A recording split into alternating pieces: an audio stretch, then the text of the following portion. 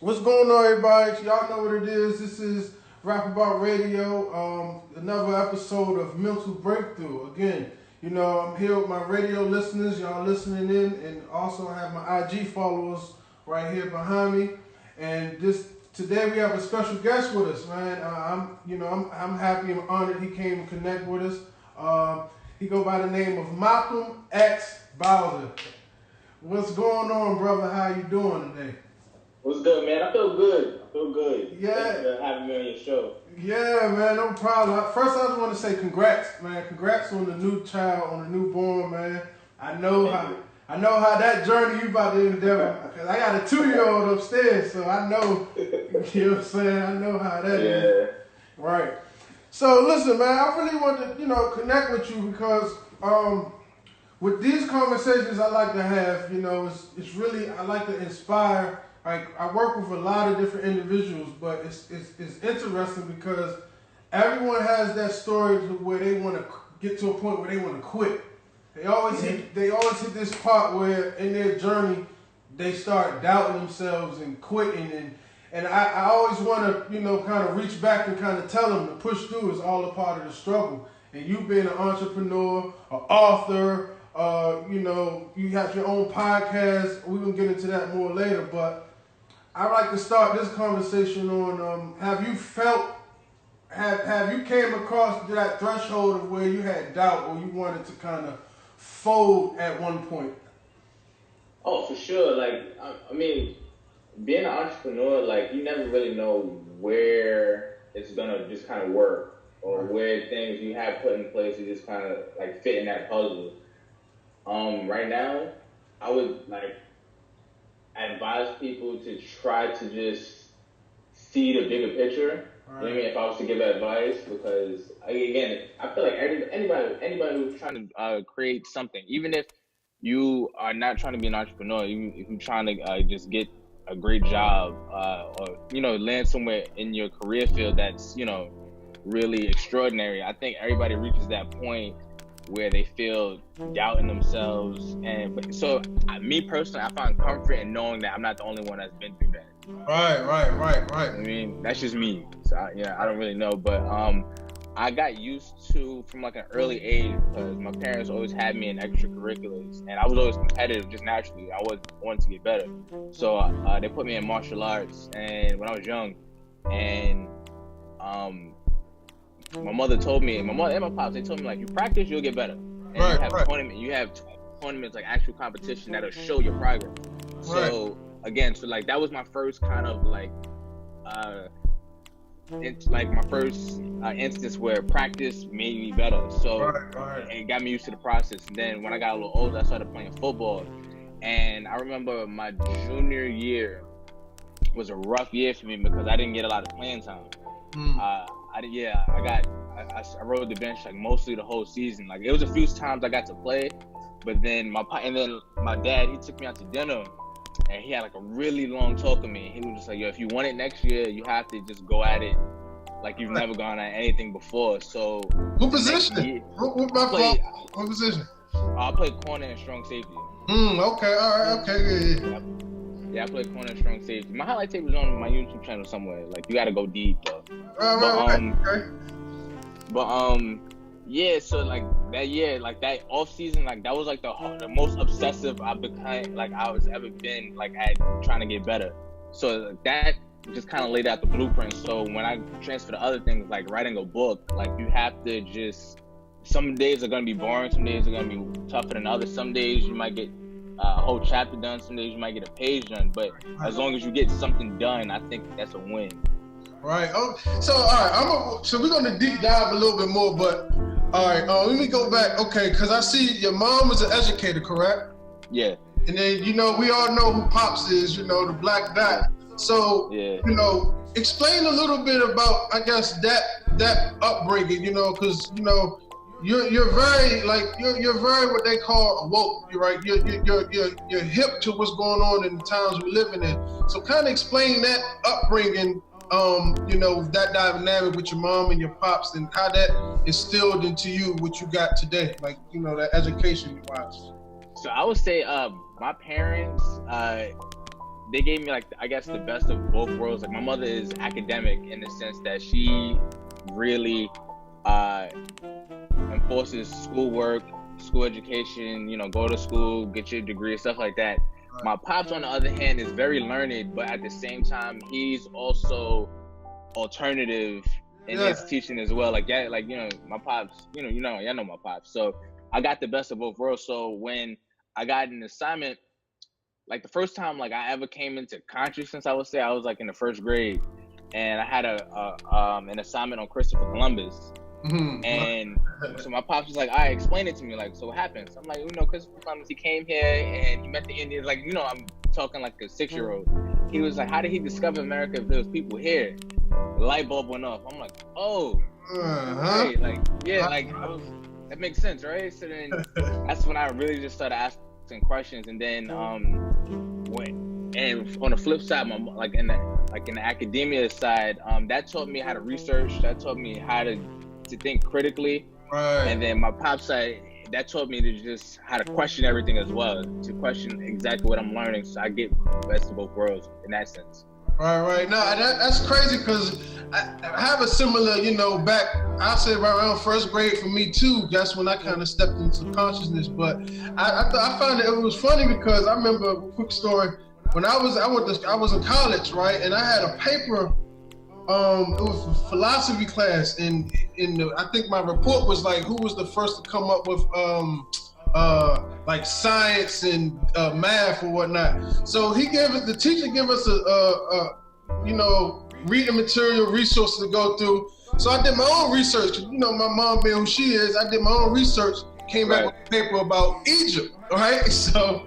And it's crazy because he failed me, and I had to stay back a whole nother semester because I failed this course because he was upset I didn't use what he recommended me to use. But even though I gave him truthful or factual work saying this was Egypt, he wanted me to use Greek philosophy. So I think that was like the first time I clashed with, like, you know, westernized learning with own independent, like you said, alternative research, and I think that's kind of funny. So, but yeah, go ahead. Yeah, I was about to say, like, I used to get into it with my teachers all the time, so like I already know how that goes. Yeah, I thought that was real interesting. But all right, so let me go ahead and dig deeper a little bit. So I have, you see on the flyer, I always have 4 pillars that I like to theme this on: faith, character, will, and patience. Those like 4 main ingredients I found myself I had to develop to get to where I'm at now. So before I ask you about the faith and everything of that nature, could you just give a brief synopsis on how did you and Pops come together and say, you know what, we're gonna do this podcast, and now y'all blowing up. How did y'all come together? Like, can you give me the backstory on that? Like, what was that idea like? So, like I wrote about this in my book. I always wanted to be an author, but I had a few ideas that I flirted with that I started writing about, but I had no real direction. My pops already wrote Hip Hop Decoded. That came out when I was like in the 7th grade. Yep. So I would go to him for advice and things like that. But when he first wrote his book to now, because he was working on Urban Culture Decoded, that was like my senior year in college at that point. So from 2005 to 2015, just selling a book, just selling anything kind of changed because he was used to bookstores and street vendors. When now everything is online, you have to have an online presence. Right. So I remember I was working at Bloomingdale's my senior year in college, and everybody, all the real wealthy people like that came in, they all started their own business. So I was like, all right. My dad had his own publishing company area, so I was like, okay, I kind of want to go into the family business. Right. So the first plan for him was to create an online presence for him. Like, people knew him, you know, within the conscious community, things like that. People knew him, but he was always like a ghost. Like, he would come in, pop out for a little bit, and then go back in. Right. He wasn't really comfortable with just always being in front of the camera. And me and him will always have like these super dope conversations. Like the podcast, which I see, is really just an extension of what we talk about on a daily basis, right? You know what I'm saying? So we just put it on camera. So I remember like just like researching marketing and things like that for his book, for urban culture. Like he was done with it already, so we just researching. I said, yo, I think you should do a podcast. He was like, nah, I don't want to, I don't want to dilute my stuff because like like that, and I don't want to just always be on camera. I want always people to see me like I'm a mystery. I'm like, all right, cool, whatever. So then I want to say like a few weeks later passed. He calls me like, yo, I think we should do a podcast. I'm like, see, here you go. Right. And then, because I was going to start a blog, and this is at the same time, I was going to start a blog to kind of build my readership for my book that I wanted to write eventually. Gotcha. So it just kind of, we just said like, it kind of just knocks two birds with one stone. So I wrote a book. Pause. Like, I started a blog. Yep. I started the Urban X blog in 2017. And we were here because my dad is a writer, so we both would write. We had a few other people that would write for us. And then we started the YouTube channel the next month, I believe, right? So if you people who are following us, the YouTube channel was just consisted of him sitting in the chair and me. Yeah, I remember. Yep, it was just him. Yep. Yeah, and that was it. And the more videos we did, the more I got comfortable kind of hearing my voice, because I wasn't used to just hearing my voice on camera either. I was behind the camera, I wasn't even in front. Right. And then what happened was my dad had me interview. I think he had me interview Adika Butler first. Then he had me interview King Simon, and then he had me interview Phil Valentine, Dr. Phil Valentine. Okay. And that was like the major moment. He was like, all right, now I think we could, because the plan was always for a podcast, but we wanted to build some type of audience first. Yeah. And then once we started the podcast, it was weird because it kind of went back to square one again, because people weren't used to that format. They were used to seeing my pods. So we had to kind of work a little bit harder to even create an audience around what we do. And now if you see the comments, you see like the inside jokes people get, like they really just come to see us. It's right. Dope. Yeah, I got like a it's like a family now. Like when you go in there, like I came up on y'all. I don't even know how. You know how YouTube algorithm is, but yeah, I came up with y'all sometime last year, and then now me and my wife, we be I focus on that, man. We checking y'all up because it's just I like what y'all do, because y'all giving the listeners a new way to ask questions, to look at things. Ain't nothing wrong with asking questions. You know what I'm saying? So I really commend y'all for that, and I really hope y'all keep doing that. So let me ask you though. So in that journey, because y'all 3 years in now, correct? Yeah. In this journey, can you tell me, or tell everyone, how has, first of all, faith played key into the development of where you guys are now, and how did faith play a major key in y'all? It's been major, because there's been a few times that we really just sat down and really didn't know what to do. You know what I'm saying? Like I said, if you're familiar with YouTube, you're familiar with the community on YouTube, so you understand, like, there's people who do whatever. They talk about just nothing for hours on end, and they have hundreds and hundreds of thousands of people that watch them every week.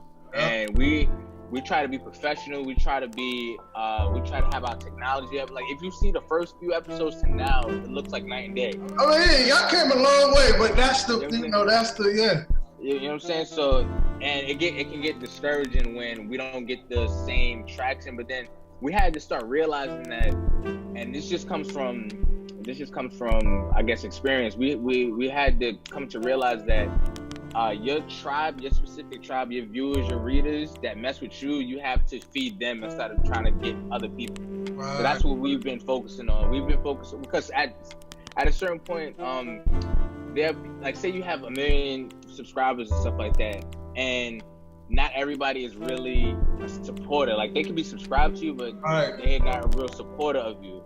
You know what I mean? And they can flag your videos. They can do all types of weird stuff that you've seen go on. You know what I mean?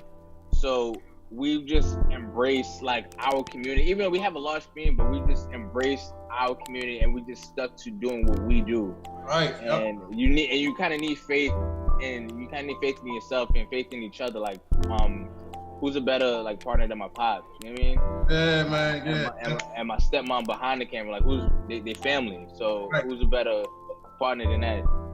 So how, speaking of faith, like, you know, because you speak on tough, challenging issues that you see that's going on in the world, that like people are getting bashed and crucified by, you know, traditional media, and you know, we know how, like you say, real estate people, we know how it is. But how is that, you know, that faith over fear, like having to be fearless of, you know, I'm gonna stand on truth and talk truth no matter what, you know what I'm saying? How is that? Because I'm sure y'all have got flagged or reported and the hate has been coming. Like, how is that, the faith over fear being taken over?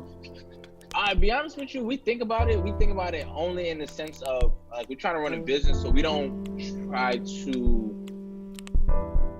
abandon what we've built, you know what I'm saying? But we do, there are certain points, if you watch, we both just kind of just say, all right, whatever, we're gonna talk about this. Because like we talk about feeding our audience knows when we're not being authentic too. Yeah. You know what I mean? Like, our audience knows if we like sold out and not trying to talk about an issue, and we don't like feeling like that.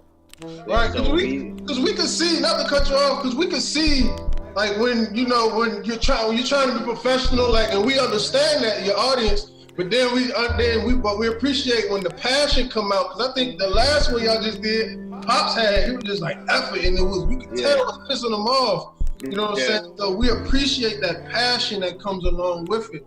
You know what I'm saying? So that's really mainly it. It's not about being scared. It's really about just being honest to yourself. Right. I would say. Right. I would say. You know what I mean? Because we always talk about a lot of these people in the mainstream, they can't be honest. There's other reasons why they can't be honest. Of course. You know what I mean? Like, there's definitely other reasons that are beyond our control and beyond that goes beyond faith, and like it's a real fear why they can't go. They can't really be honest. So us, we're in a different position. Right. So let me ask, you know, how does character, you know, my next thing, you know, pillar is character. Like, just touch a little bit about, you know, your character and your father's character, and how, you know, how has character played a major part, even in your writings. How, you know, how was your character built, and, you know, how does that form for you? Both my parents, my whole family, we're big on like your name. You know what I mean? We're big on like your name not having like real just dirt on it. And again, if you watch YouTube, you can see a lot that goes on when everybody's name has a lot of dirt on it, a lot of smut on it. So we try to always be above it. Like right now, when like say for example, somebody buys a shirt from us and they get the wrong shirt somehow, you know what I mean? It happens. We'll just send them another shirt. You know what I mean? We'll just send it to, like, listen, because we don't want anything. We don't want the, you know, the scammer title. We don't want any of that stuff. And then we also just don't want people feeling like we don't want the image like we're better than everybody else either, because we're not. You know what I mean? We're human. Yep. So that's why we try to be as authentic as possible. Me and my pops and my stepmom too, we've gone through it. We've had real arguments, you know what I'm saying? But we're family and we're business partners at the same time, so we have to figure out a way to get past certain stuff. I'll bend sometimes, he'll bend, and then we all just try to come in the middle.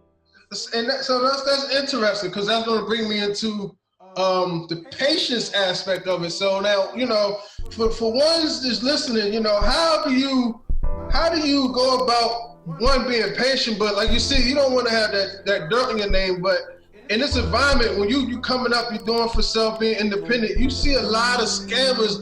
What it looks like they're winning at the moment, because they're scamming people out their money, hustling in a certain way, and you see them flashing all the money and living that lifestyle. But what is it that patience, you know, because like I said, I look at y'all gonna shine, bro. You know what I'm saying? Y'all stay consistent, y'all gonna shine, because again, like I told my last guest, the minds of the people, or the frequency is starting to come around to the stuff that's y'all been talking about for years. Yeah, we look like geniuses now, like it's crazy. Right. So talk to them about the significance of why being patient is so key in this. You know, how have y'all been patient with this? Well, I think patience is key in like any endeavor that's worthwhile. You know what I mean? If you're trying to graduate from school, if you're trying to anything, if you're trying to get an extra degree, if you're trying to get that business off the ground, like I think patience is really the key to all of that.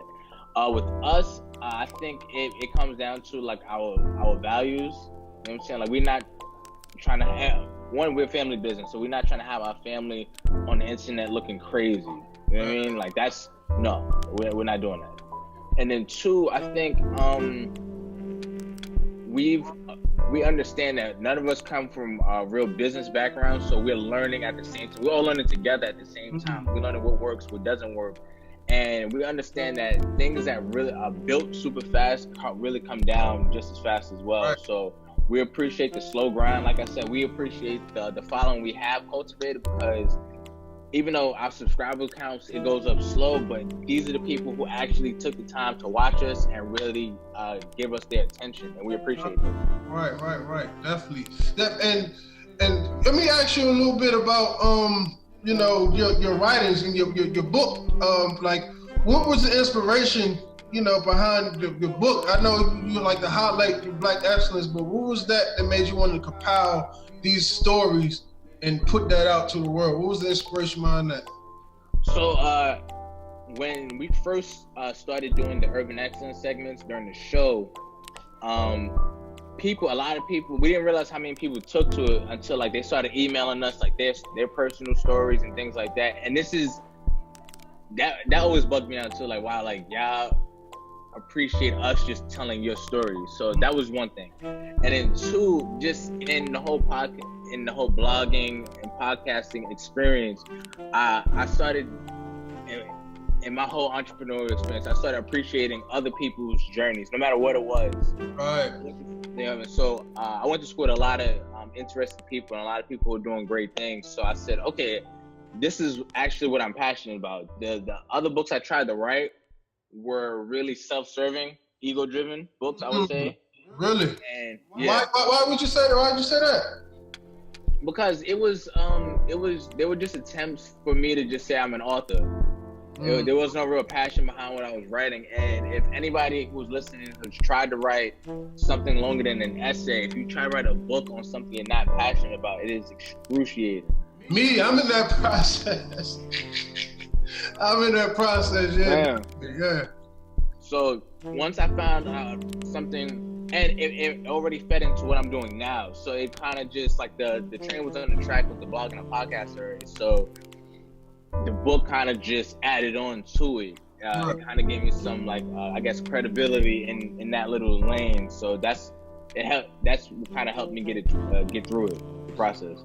So you was a history major. So how did are you still taking components from what you learned there and instilling in what you're doing now, or like how was that transition from like history?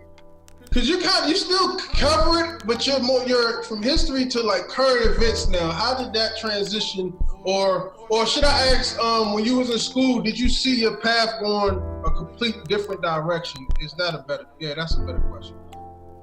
Did you see it? So when I was in school, I wanted to be a museum curator. That's what I wanted to do. And then once my focus changed, my pops, he definitely told me to go into something, go into school for something business related. So he always just brings that up. Right. But yeah, he always brings that up. But what I'm doing now, the way I research things, because I feel like our show, we cover so many, like a real wide range of topics. Like we'll go into technology, politics, hip hop. My pops will go metaphysics. Like we can really go where you want to go. And I feel like we do that better than anybody, to be honest with you. That's just my personal opinion. Oh, real right. But, but it taught me how to research. Sometimes people, and in the age of information and fake news and things like that, people just share stuff because of a headline. They don't read what's really happening. And then I have the back catalog, I would say, to understand history and how it reflects now. Right. So that's sometimes on the show when we're doing the podcast and the chat, some people will try to debate me all the time, like it's no big deal. and I think they think because I'm younger than they are, they think they can school me sometimes. I'm just saying, no, I can go with the best. You know what I'm saying? Yeah, definitely. I mean, you look you sit next to your pop. I'm sure you just get so much gain from them. So what is that? But let me ask you, what is that process like now? Because at first, you know, it was once a week. Now it's 2 times a week, right? So what is that process like of researching, and like how do you get time in now that you have a newborn? How do you get that grueling time in of researching and make sure you get facts straight? Like, what is that process like before you kick off an episode? So me, and I tell people to do this when you're looking for information. We search wide.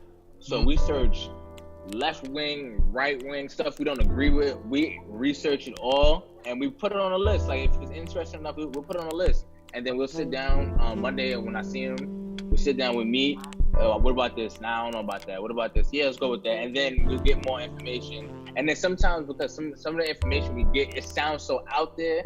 But I'm like, no, I got this from Washington Post. And sometimes I'll put the link in the chat so people could check it out so they know I'm not lying. And then again, we just search real wide for everything, like no matter what. And then that's why I tell people don't just shut people out because you don't really agree with them. Just kind of listen. I listen to a bunch of different other podcasts. Right. Again, people I might not necessarily agree with, but it's interesting to hear how they think. Right, yeah, right. Their perspective, how they think. Like I went to high school with people who are full-fledged Republicans, and I would see what they post on Instagram, and like I would hit them like, oh, why do you think that? And sometimes it'd be a good point. I'm like, oh, okay, I never saw that. Right. Sometimes you bugging, not with it. You know what I mean? Yeah. And I guess that's also a benefit for me because I went to school with a lot of different people. My friends, everybody has really strong opinions about a lot. So I'm able to just kind of, and me and my friends, we debate stuff all the time. So that's practice for the show. So when that happens. So that's interesting. So do y'all, I guess you do too, y'all freestyle when that camera on, is it like a freestyle? Like you have your notes down, but after that it's like we go. Yeah, facts. We don't, and at first, the first like I want to say like 50 episodes, my pops didn't even like knowing the topics. He wanted to just like he wanted me to just present them, and then because we took a little break after 50 episodes, we didn't even know we were gonna come back, but then we decided we're gonna take it more serious as a platform. So he said, okay, I want to like. That's when we started getting really picky about what we talked about. We started having like weekly meetings about what what's gonna happen about with the company, with the business and things like that. So. I wouldn't say it's a freestyle, but we don't talk about each other's opinions. No, okay, gotcha. Going in, I know that, but sometimes it'll bleed over to the dinner table, and then we'll come to the show. But we can't help it. Of course. So, all right, let me bring it all home with the last point, like the willpower to actually to put stuff into motion. So you spoke on the faith aspect, and you did have the doubts, and like you said, the family business, so y'all do butt heads. So for anybody that again that's on the edge and just want to give up, like what is that? Like talk a little bit on the willpower that you met, like because I always use this, man, like it's like a glass ceiling, but you can break through it, I believe. Like it's a glass ceiling there, but if you got that mental fortitude, you can bust that glass and the sky's the limit. So what is it about that willpower that you went through, or at what point was it that you said, all right, even in the process of you doing, like you said, y'all don't know if y'all gonna come back or not, but y'all did. What was that willpower like for you? Going through the family, butting heads with the family, and just finally saying, I don't care what nobody think. We're gonna push forward and be serious about this. Like, just talk a little bit on that willpower. I think, me personally, I think it's just something we each individually have in ourselves. Like I said, my first instant of pushing through was when I was young, when I was taking martial arts and then football, and then trying to get better because I saw the benefit of just kind of working towards something. A lot of people right now, they see what they perceive as like overnight successes and think like, oh, I can do that. Yes. You know what I'm saying? And like I said before, anything that's built up super fast comes down just as quick. So I don't think people appreciate the value in really just grinding towards something. It sounds cool. It sounds cool for an Instagram post. It sounds cool for, but a lot of people, I don't think a lot of people really have it in them to really just go through it. And a lot of people do. I feel like, me personally, I feel more rewarded once I do. Man, a lot of people don't understand the concept of delayed gratification either. They want it all right there and right now. And I think the most successful people, if you read their stories, in my opinion, aside from everything else, right? Aside from what they had to do to get, like, you know, some of that thing, but most of these really successful people really understood the idea of delayed gratification. Like, really understood what it meant to put something off and really sacrifice for a long-term goal. And I don't really like throwing like my generation under the bus, but a lot of people in my generation don't understand it either. Sometimes, and I fight with it sometimes too. I'm not perfect. You know what I'm saying? Sometimes I want it all right then and there. Sometimes I don't have the discipline, and sometimes I can lock in. A lot of times. Right. So can it be a learned behavior? For sure. You know what I'm saying? Sure. Okay. One of the things people, in my opinion, people mess up with is they try to hit the home run immediately, right? So they have a goal to lose 20 pounds and they think they're gonna lose it Monday when they wake up, right? They think, Monday I'm gonna wake up at 5 a.m. I'm gonna eat right, go to the gym, do what I gotta do, and then sometimes like they don't, right there it's over. A lot of the times they don't understand like a long-term goal is boring. Man. There are days where you don't want to do anything, but those days, when you get past those days, really mean the most. You know what I'm saying? Because a lot of people, and I wrote about this on one of my blog posts, about how a lot of people, when they have a big goal, they'll announce the big goal on Twitter, like, oh, I'm about to lose, I'm going to go on a diet. Or I'm about to create a business. And then people start congratulating them. And then once that happens, your brain starts to trick you into thinking you did it already. Yeah. And then once you start the diet or you start your business, whatever, and it doesn't pop immediately, you think like it's the end of the world. When I personally like to keep things to myself. Yep. I can fight those inner battles myself. So I can, if I don't want to wake up at 5 and I wind up having to do so to go to the gym or write this chapter or edit this video, like I can just do it myself. You know what I mean? I can have that battle with myself and not have everybody know about it. Yeah, I'm glad you touched on that because, just the struggle, you have to really appreciate the struggle of getting to where you gotta go because it's gonna take time. Like now, like I said, y'all 3 years in on that, and for real, on some point, 3 years it goes by fast. You know what I'm saying? But I'm seeing now, y'all. That's why I'm happy for y'all because I'm seeing now, even on the chat, donations are getting bigger and bigger. Each time you consistent with it. So I know, the struggle is there, but people have to really embrace that struggle, man. Are y'all thinking about, having guests come on the show, or like what's the new things y'all got, that you can speak on that you got coming up? We definitely want to have people at least video chat within the podcast, because sometimes it takes a lot for people to actually come up. And then we have to. Sometimes that could be much. Right. But like Professor Griff actually called in. We want to do more things like that. Okay, Professor Griff called in last episode, and that was random. Like that wasn't planned at all. He just called. We were like, real time, real time. We were like, oh, all right, but so we want to have like more video guests come in. We got something special coming up in like I would say 2 weeks. We want to announce something else.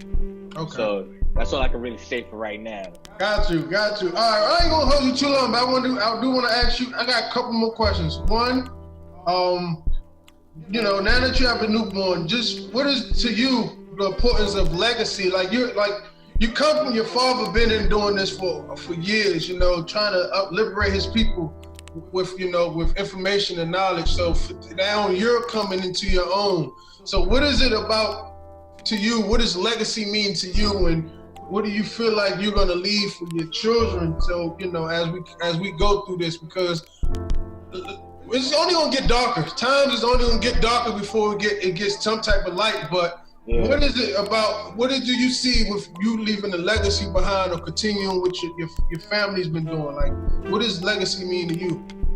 So legacy is super important, and right now, like doing a podcast, writing a blog post is more than just me now. You know what I'm saying? Which is like, I always knew that would be the feeling eventually, but actually like having my son here now, it's even that more important to leave something for him. Yes. Because we always like read about those you know, those families with the long history, but something like you don't realize they had to start somewhere. So like, who knows what he's going to be doing? And me personally, I don't want to force anything on him. My pops never forced anything on me. I kind of just came into the business aspect of it, but I always followed my parents' example of how they approach education, how they approach how they keep to their values and things like that. So that's if there's any example I want to leave for him, is that. If I would like for him to come into the family business once, because by the time he's old enough, I want it to be something even more grand, and I want him to just come into something. Because you said it though. You said example. That's key. Like you said, even with your folks, they just did an example, and you were like, you know, this makes sense. Because the greatest empires or whatnot is all bloodline, is all legacy. That this is an example. You know what I'm saying? Like again, you don't want to force. I don't want to force my son, but I do hope to leave an example for him to continue this fight and this mission, because we in the fight, definitely in the fight. Right, so, and I want him to grow up to where like him seeing me and his mom, like everybody doing something, and it kind of just makes sense. It doesn't feel like it's a choice that's forced on him. Right. So that's mainly it right now. Right. All right. Well, my last question before we get out of here, because I always ask when I have artists or whatever, I ask them if you was on a forever journey, what 3 albums would they like to can they listen to? But for you, I'm gonna ask you this one: if you're on a forever journey, whatnot, you can only take 3 books that you would, 3 books that you can read forever. What those 3 books are they? Whoa, that's a good one.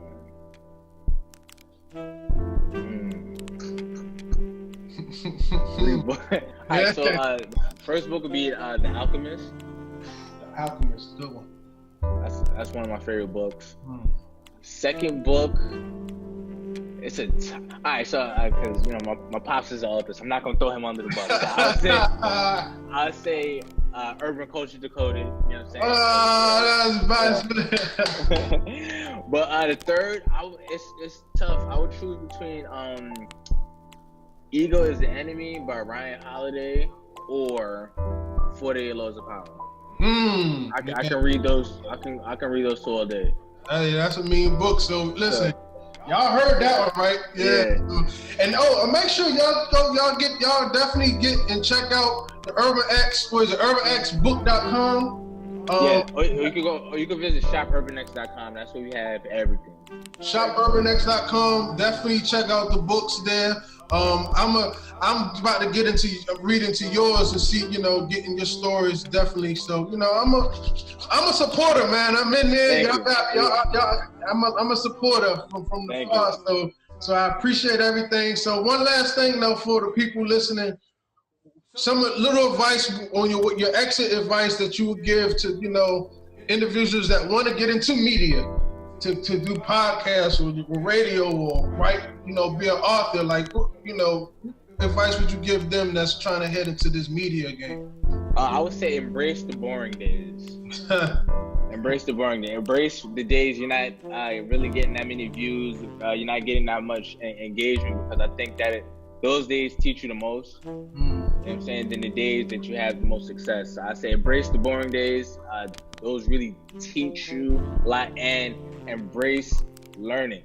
You know what I mean? Embrace learning, because a lot of us, we get stuck in our ways and the things we can and can't do. I didn't know how to edit a video 3 years ago, but I can do it quick now.